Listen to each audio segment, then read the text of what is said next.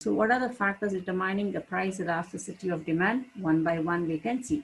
First, you can take the nature of the good. So when you take the nature of the good, the price elasticity of demand for a good depends on the nature of any kind of a good. Now, for example, if you take the necessaries like rice, wheat, sugar, milk, etc., these are all essential commodities for life, and the demand for such good does not go or does not change much in response to the change in their prices. So their demand is going to be less elastic, because when we are going to be buying, we are all going to be consuming these goods. Even if the price increases or decreases, we need to buy the commodity.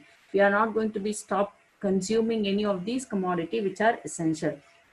The same thing if you take it for the luxurious goods, the change in this, you can see that very less responsive you can give, because luxurious goods are not going to be used every day. So you can postpone of buying those goods, or you can wait for the offer to be given so that you can buy at that time. But the common commodities, what are essential goods for daily use, it is a must that we have to be buying it and consuming it, even if the price increases or decreases. So the nature of the good depends on the price elasticity of demand.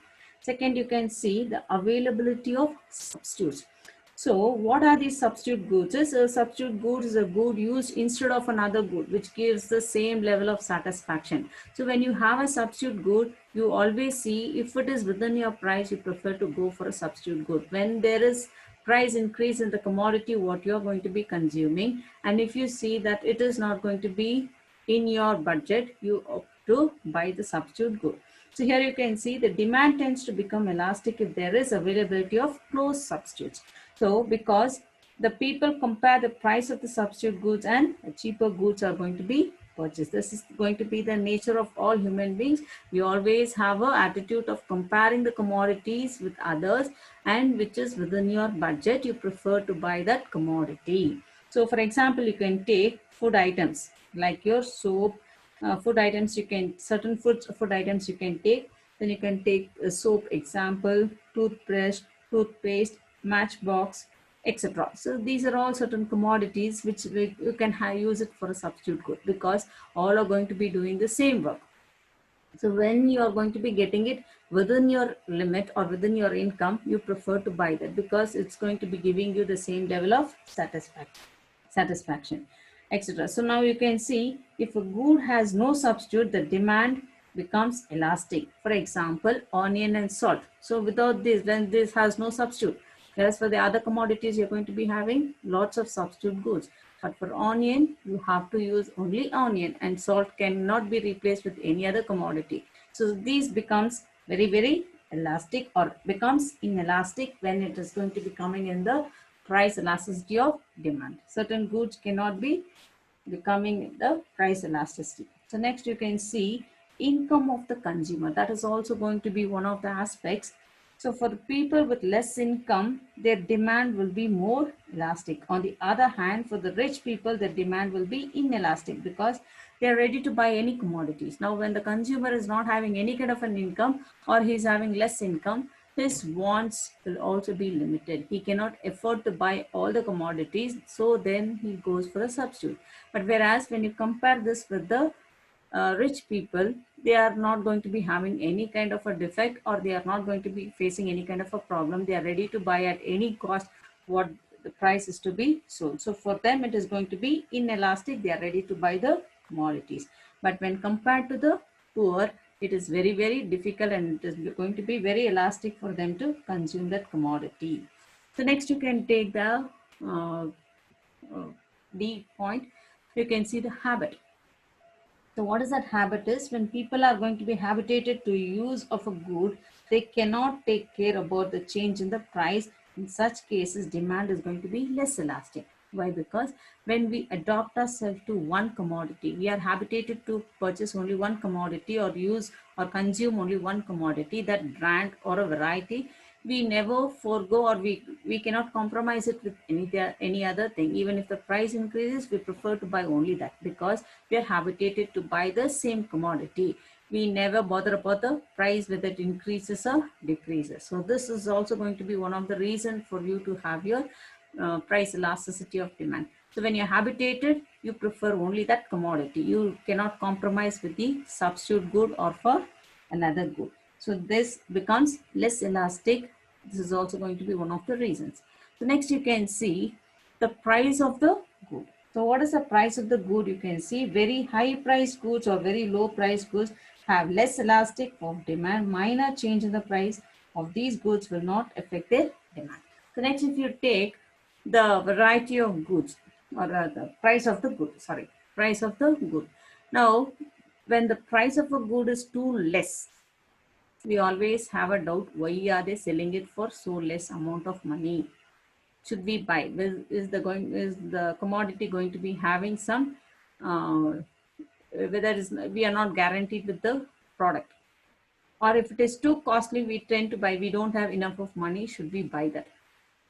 The same commodity, when you have variations, when the demand is going to be very, very high, you see that the price of that will slowly increase. Now, when the commodities are being sold for lesser amount, we think the cheap goods have no quality. When the same commodity, the demand is increasing, you try to see that the producer will try to increase the price. And when the same commodity, when it is being sold for higher rate or the increase of price, we don't go to buy that commodity. We wait for the offer season to buy that commodity. So anyway, the price of the good changes, we will think whether to buy it or not. Too less we don't buy, too costly also we don't buy. So if it is going to be within your limit or within your income, then you prefer to buy that commodity based on the good price or price of the good. Next, you can see variety of uses. So when you buy a commodity, if a good has a variety or multiple uses, demand tend to become elastic, because with a fall in the price, the same good can be used for many purposes. For example, milk, coal, steel, electricity, etc. For these, you can take an example. So when you take milk, milk can be consumed as it is, or you can prepare sweets out of that, or you can have a coffee or a tea. So this has a substitute variation of commodity transformation which can be consumed. It has variety of uses. Now if you take this coal or steel or electricity, these are also not going to be playing only one role, but it has various roles to be played, and you can see multiple uses are there or variety of uses.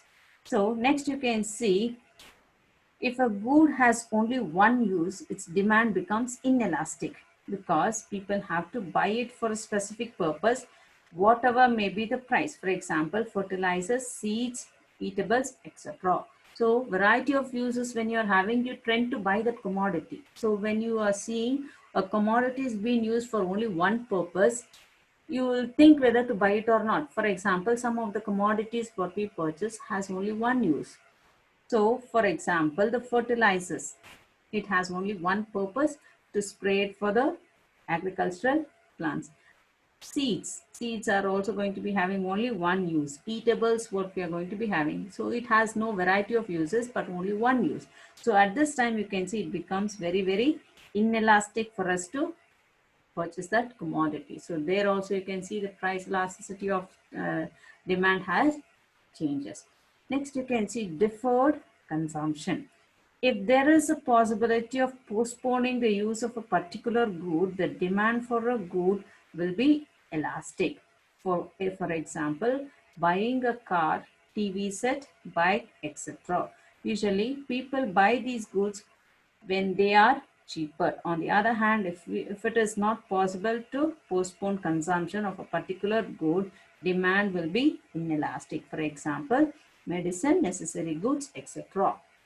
So deferred payment, if you deferred consumption, if you take, we see that the possibility of postponing certain commodities in the market, where you want to be purchasing certain commodities. For example, you want to buy a car, you want to buy a TV, you want to buy a bike. So these are certain commodities which can be postponed. It is not that you have to buy it now only.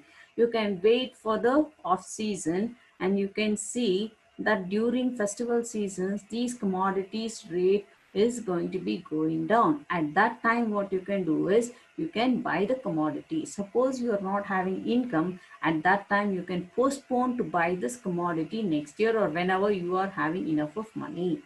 So this is not going to be having any kind of a problem in the society. Now you can see the same thing when you are going to be using certain commodities which is a must.